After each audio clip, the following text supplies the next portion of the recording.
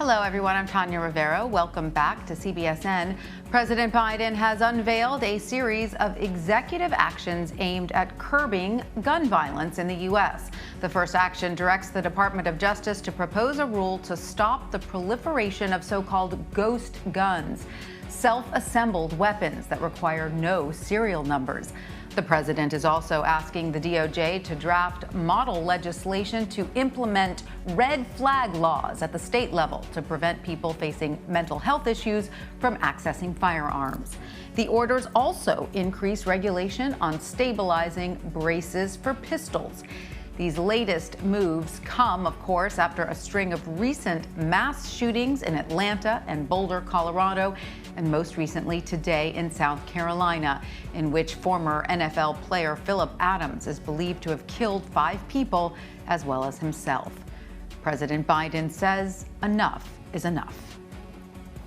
You probably didn't hear it, but between those two incidents, less than 1 week apart, there were more than 850 additional shootings.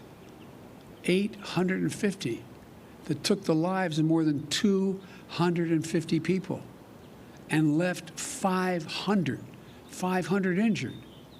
This is an epidemic, for God's sake, and it has to stop. For more, let's bring in Tony Montalto. He is the president of Stand with Parkland, the National Association of Families for Safe Schools. Tony tragically lost his daughter, Gina, in the Stoneman Douglas High School shooting in 2018. Tony, welcome. And first off, I want to express our sincere condolences for the loss of your daughter from all of us here at CBS News. I know that that is a pain that that never goes away. So thank you for being with us. Yes, and thank you for having me today. So, Tony, I'd like to get your take on these latest executive actions by the Biden administration. In your, in your opinion, do they go far enough? Well, I'm happy to see any step to make our students and staff safer in schools.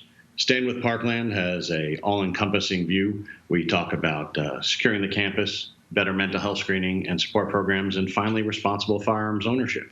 And we believe that the actions taken today by the president will indeed help make our students and staff safe in school. There are many important first steps. We've been talking with the administration about the importance of red flag laws since our first introduction to their domestic policy team. We passed a red flag law here in Florida shortly after the shooting, and it's been used over 3,500 times to keep Floridians safe. It respects due process, and it has the balance of protecting the community and allowing someone to get help get the help they need if they're deemed to be a threat to themselves or others. Tony, unfortunately, you have a very, unique position in this. You know all too well the feeling of loss when it comes to gun violence. Is there something that you believe that lawmakers, perhaps even the president himself, can't fully understand or wrap their heads around because they've never gone through what you have gone through, or another person who's lost a loved one to gun violence? Well, all the founding families of Stand with Parkland realized that the status quo isn't working. We need change. And that's why we promote the idea that we can come together to solve these problems. If you go into a room full of Democrats and say, who wants a safe community, they're all going to raise their hands. If you go into a room full of Republicans and ask the same question, everybody's raising their hands. So we agree on the principle. We can't get lost, though, in the weeds. We just have to sometimes agree on the big issues. And today, the elimination of ghost guns and 3D printed guns that could possibly get through our current security method, nobody can really argue with that. It doesn't affect anybody's right to own a firearm. And again, with the red flag laws and the importance of being able to get someone the help they need while at the same time protecting the community are vital. The shooter in our case had over 40 interactions with law enforcement, and they had no ability to do anything about it. That's why we believe that the red flag laws are so important and so vital to protecting everyone in America. You know, all of these things that you describe and many of these things that the president is trying to get through are, to many Americans, common sense gun laws or gun regulations. And still, as you know, there is so much political pushback on even the tiniest amount of regulation. So why do you think we're hitting that log jam when it comes to passing even these sorts of common sense gun regulations? Well, we think that these very important pragmatic steps are the beginning. And we have to do things that bring us together instead of focusing on the few issues that keep us apart.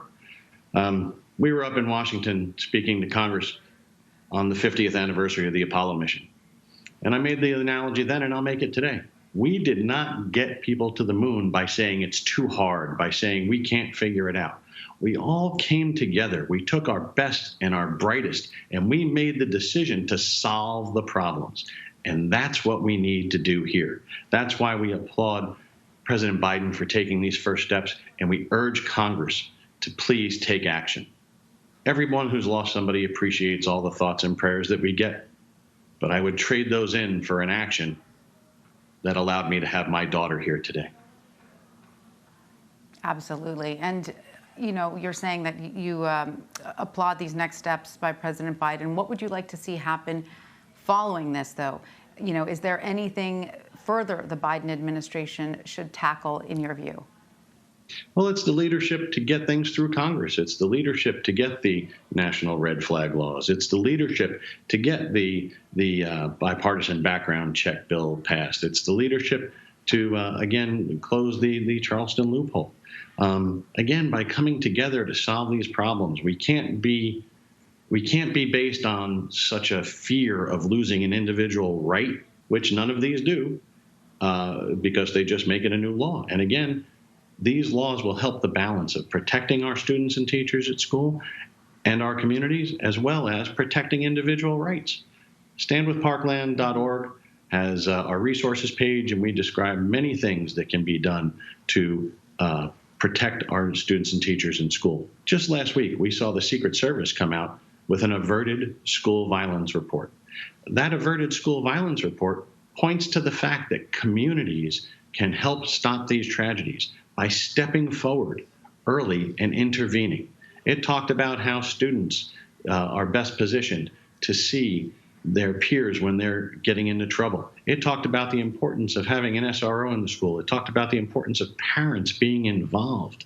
And we believe that by coming together and working to solve the problem, we will be able to make a change.